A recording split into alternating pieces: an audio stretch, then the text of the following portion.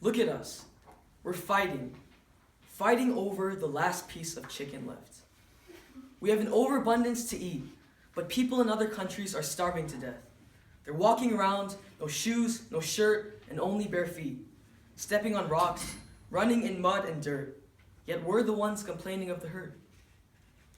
We have forms of comfort beyond belief. They live in pain, hope, death, and grief. We have shelter and clothes on our back. We deal with jobs and everything great.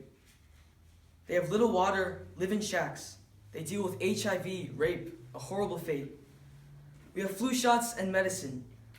They have malaria and infection. No treatment or medical assistance. They long for a better life that's off in the distance. No nutrient-rich or healthy snacks. It's just a daily routine, fighting an asthma attack. Nursing their brothers and sisters back to health. Searching for food, rarely anything else. They go days and weeks battling hunger, sleep-deprived and falling under.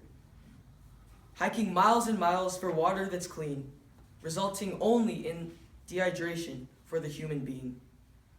Often, it's all the water they can receive, wanting opportunities that they can achieve. Countries always fighting in war, kidnapping, raping, killing, and more, caring not about the civilians. The government doesn't help them make a living. Farming, working, day and night, afraid of war, afraid of looting. Sunlight, desert, it's always hot. Empty cupboards, empty cots. Scorching sand between their toes, fevers, and a runny nose. No schools because there aren't any schools. No teachers, no resources, no opportunities. No shoes because they can't afford shoes. No money because the government is corrupted. Bones that show through the skin. Stomachs bloated because they're malnourished. They'll walk countless miles without stopping to get medical help if they don't start dropping. All they need is a shot and a treating, but their supply of medicine is only depleting. There is no ambulance or emergency room, just people digging in advance their tombs.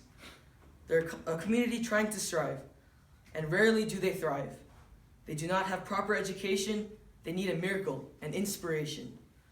Some of the children, they don't have clothes. Again, that's not a priority that they choose.